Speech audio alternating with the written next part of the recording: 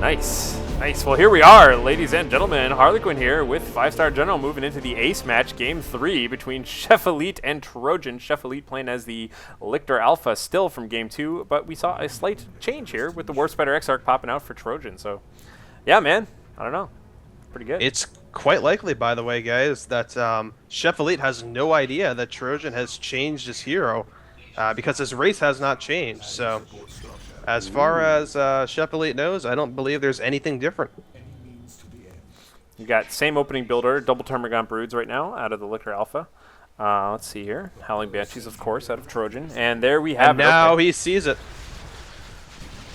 We're going to go see the harassment. Oh, wow, that first burst just absolutely annihilates an entire Termagant model. Yeah, we were just talking about that before this game started, about the patch notes that are coming up here that are just a slight nerf to the Warp Spider Exarch in terms of reducing or increasing the cost of targeters and reducing his range damage just a little bit. But yeah, you can really see that early game effect on light units there, just shredding them alive. Yeah, it's just almost like you just have to be like, well, Warp Spider Exarch is there. I've got a plan to lose a few Termagants today. Nothing I can do about that. But then again, though, Lictor Alpha's got Flesh Hooks, so, you know, weigh one hand, the other hand. Yep, Flesh Hooks, Toxin Sacks being upgraded, a little bit less effective when you can just blink out of it, but, you know, it's still a factor. Wow, a lot of damage on that Warp Spider Exarch so far. Yeah, he's done a very good job of, after that first Termagant loss, he's really done a good job of containing him. He used Flesh Hooks to go ahead and reel him in, and to make sure that he was kind of there taking damage on his ass more time than he was anywhere else and having to run away and do things that he didn't really want to do.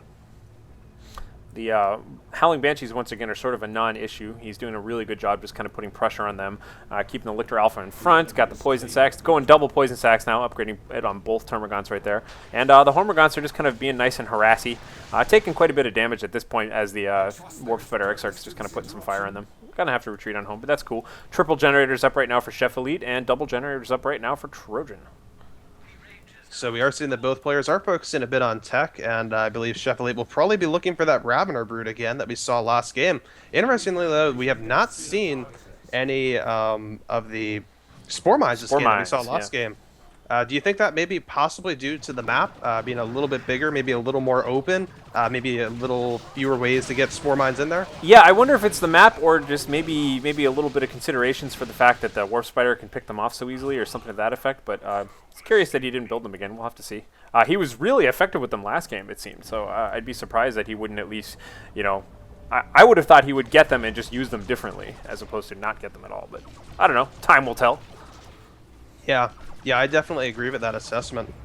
And so we are seeing, though, that the Eldar forces here for Trojan are going ahead and capping on this left side. This kind of far extended side. They're in a little bit of danger from these Hormagants, so they're going to back off again here. Let's see how many models they lose here. Oh, adrenal upgrades really paying the bills here. Yeah, and then we also have these Termagants here ready to possibly toss them in. Nope.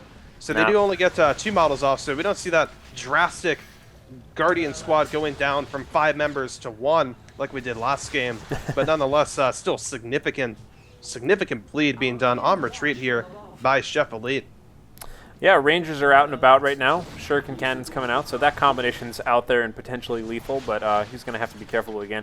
Once again, we see the Raveners coming out right on time to counter that Shuriken Cannon, so hopefully we'll be seeing a little bit of that soon.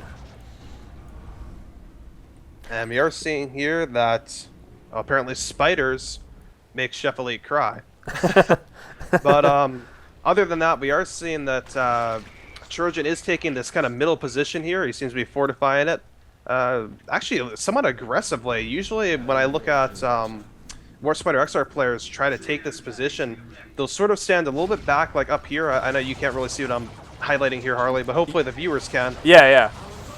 Usually they do it a little bit higher. We see that he's being very aggressive here, and this is actually may hurt him here as these Raveners pop up right on top there, but they're going to be forced off. No, actually, they don't retreat. The Banshees here being controlled very well by these Termagants and their crippling poison, and some very nice like melee kiting with the Raveners.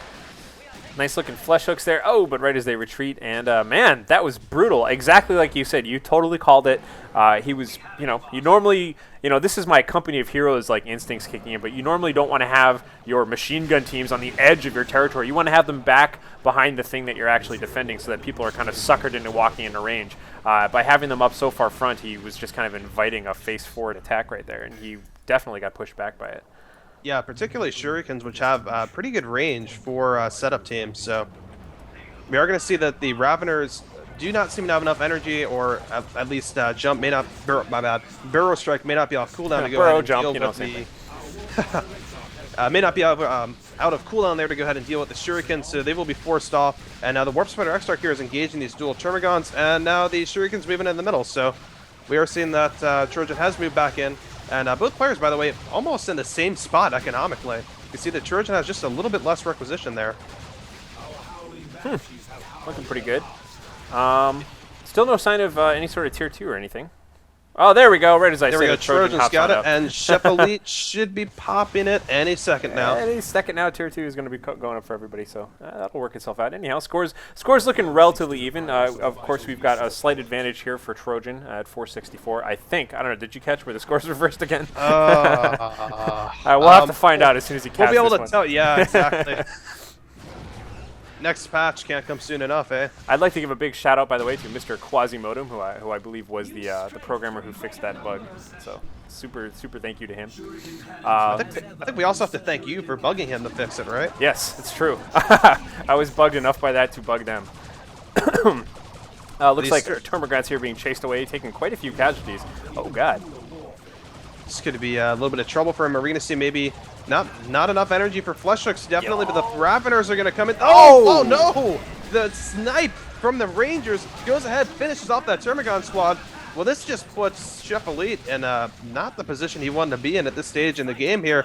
He has really been relying on those dual Termagants both games so far. Yeah, that is a big loss, and as anybody who's played this game for a while knows, that like the loss of a single squad is like the pivotal moment in any given high-level game. As soon as the squad goes down, your chances of winning the game drop dramatically, just because of the advantage that gives your opponent. It may not be immediate, but there's a really high correlation between he who loses the first squad and he who loses the game. Yeah, by the way, victory points are reversed, so I apologize. No. I shouldn't really apologize for it. I don't know why I'm apologizing for it. All right, but so Trojan... nonetheless, we'll do our best. So Trojan is up at 436. No, he's at 378, and Sheff is at 436 right now. Ooh, very nice usage nice of the Spore Mines here. They go ahead, they get one blast off on the Guardians. Not able to get a second, though, but now they're going to actually have a chance to go after these Rangers and the platform. Oh, go to the Rangers. Go to the Raiders. Oh, there we go. Go back. Go back. Oh, well, it's okay. Yeah, I mean, he certainly is working on getting his, well, I should say Red's worth.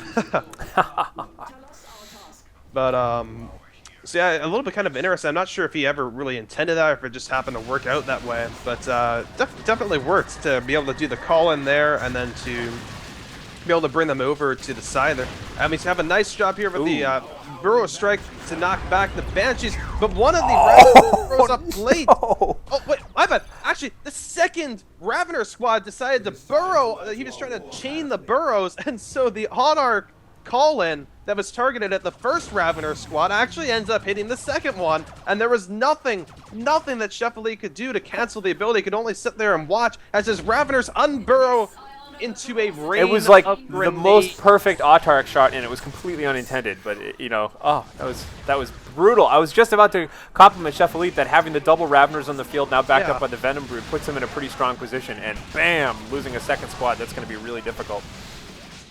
And now these Raveners are surrounded by the Autark and Banshees, but they are able to force out the Banshees, so they're in decent straits. But the suppression team up here and the Rangers are not taken care of.